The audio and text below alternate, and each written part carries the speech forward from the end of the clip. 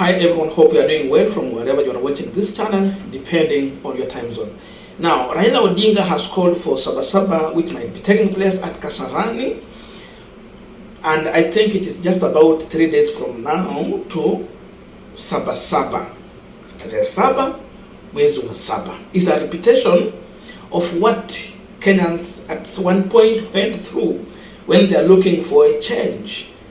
So it's a time to come and protest, to reject impunity of William Ruto regime that is touching on education, the issue of health, the issue to do with the transport and the high cost of living, killing of business, among other many things. Wakenya wakuje na waonyeshe asira yao, wakatae serikali ya William Ruto. So Raila was somewhere, I think in Kisumu or where, and this is what he is telling the residents there and Kenyans at large. I want you to get ready for July 7. You need to show the world that you are not pleased with the current situation in the country.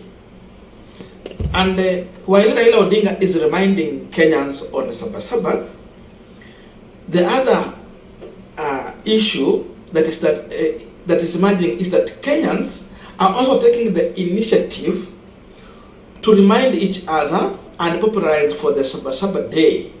I saw a lady in a bus now trying to popularize for Saba Saba by engaging the passengers in the public means of transport to prepare, because when she was speaking with the people in that bus, these are people who are facing the reality on ground when the price of bus fare is increased.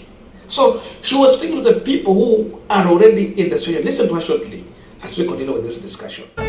Na Saba Saba watu watoke. Lazima Wakenya mali imefika tuungane kama wamama, kama vijana, kama wazee, wazazi, kila mtu ambaye anasikia hii uchumi hatuwezani nayo. Mnaezana na hii uchumi? Hatuwezani. Kama hatuwezani na hii uchumi, Saba Saba tujitokeze kama wamama, wazee, vijana, hata watoto. Tuambie Ruto hapana. Muda imechoka. Wakenya wamechoka ama watachoka? Wamechoka. Haya, nchi gani hii? Kenya. Nchi gani hii? Kenya. Nchi gani hii? Kenya. Wanataka tukufe njaa. Nchi gani hii? Kenya. Nchi gani hii? Kenya. Nchi gani hii? Kenya. Wanataka tukufe njaa. Wamepandisha.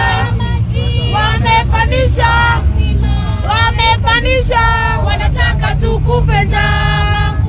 I have listened to William Ruto's reactions to Saba Saba Day, and of course he's trying to dismiss it. He wants Kenyans to avoid going for Saba Saba Day. But then, what Kenyans should know is that whatever Raila Odinga has said and what is calling for is not new. What that lady is talking about is not new, because at one point, Ndindi Nyoro, who is an insider of William Samoei Ruto, during campaign, when these people were looking for votes, it was very clear. He stood in front of William Samoei Ruto to threaten Uhuru Kenyatta regime for calling for mass action when the price of fuel, according to them by that time, it was very high and they were very angry. Ndindi Nyoro was calling for mass action in front of William Samoei Ruto. So there is no difference between what Raila Odinga is saying and what Ndindi Nyoro said, something that Ruto was giving a thumbs up. Na mimi nauliza Wakenya wote, lazima tuandamane ndio hii serikali wajue hatutafurahia. Nyinyi mnataka bei ya mafuta iende juu ama chini? Iende chini. Na hii serikali zinanyanyasa sisi.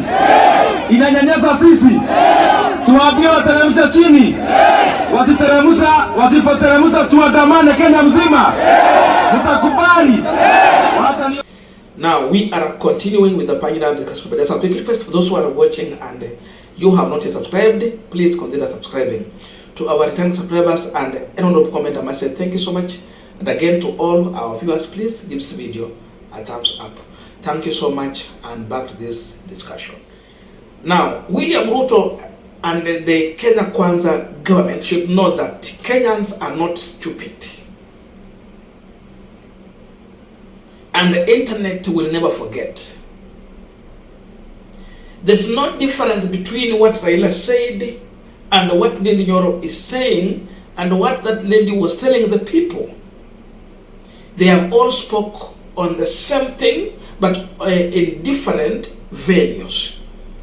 So Kenyans at large must take both Ndindi Nyoro, Raila Odinga and that lady's statement and do exactly what they are saying.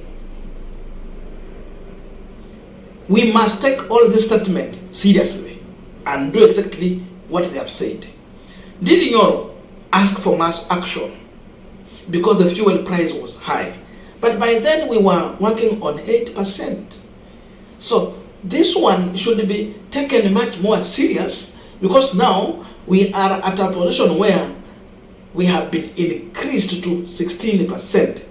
So if Ndindi Nyoro was whipping the emotions of Kenyans during that time, that Uhuru ameongeza bei ya mafuta, I think that emotion should be whipped in double digits because now Ruto came out and has doubled the digits from 8 to 16%. Kama mlikuwa mmekasirika ile wakati wa Ndindi Nyoro, basi hiyo asira inafaa ipande juu kabisa hivi, ipande kabisa, na ikishapanda ikue tu itaishia pale Kasarani on Saba Saba day. Because whatever Ndindi Nyoro was defending never came to pass. Now the man whom he was campaigning for has come in power and he has doubled the pay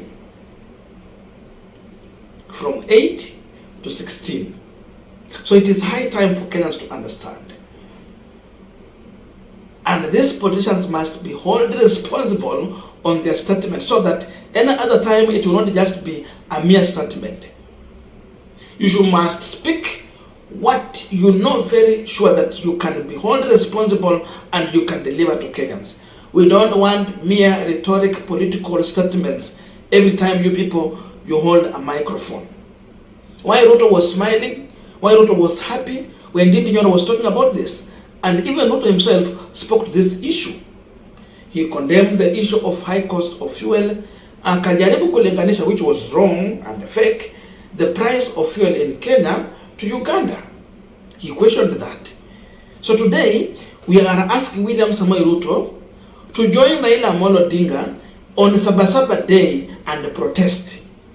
We are asking Ndindi Nyoro to join Raila Odinga and Kenyans on Saba Saba day and protest. We are asking this regime that was against 8% VAT on fuel to join Raila Odinga and other Kenyans on Saba Saba day and lead protest against high cost of living. Because they were against 8%. Today they have come with 16%. They must organize a protest of their own to cannibalize themselves.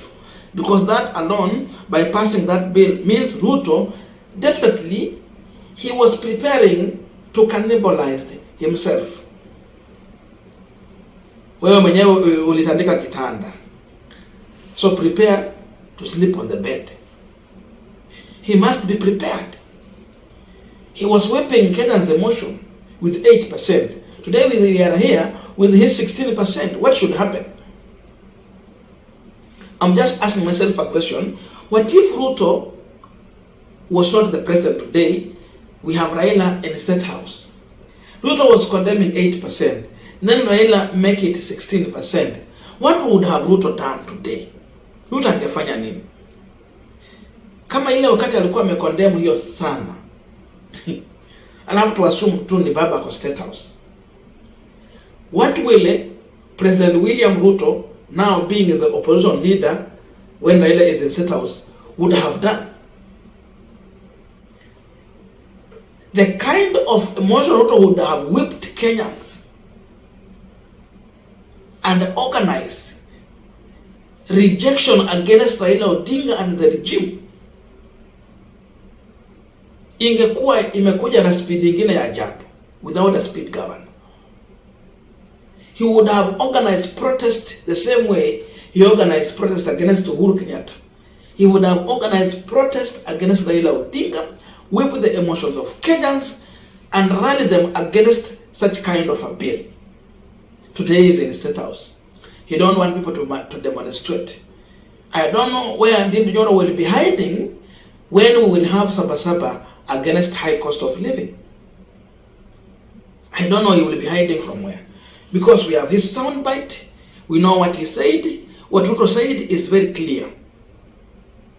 So the only way for Kenyans to open their eyes and speak for themselves is when they can come out in their numbers on Saba Saba Day. Let the world know that they are angry and they are disappointed in this government. Let the world know that Ruto has prepared a big shakahola across Kenya and they are rejecting it. Keeping quiet means you are in agreement with William Ruto. Keeping away from this means that you are supporting what Ruto is doing. But when you speak your mind and come out in your numbers, it means you are registering your disappointment with this government. You are against this impunity. You are against this high cost of living. You are against the trajectory that Ruto is taking as of now. Because with all of this, the economy is going to fall down. Businesses are going to come down. This regime is planning to overtax everything. And once they overtax Kenyans to this level, it means this is a man who is in a mission to tax a nation to prosperity. And that alone means it's like you are putting yourself in a bucket and you are trying to lift yourself. You will never. Utapakia hapo tu. And that's how Ruto is going to destroy your economy. So it is high time for Kenyans to reclaim their own country on a Saba Saba Day.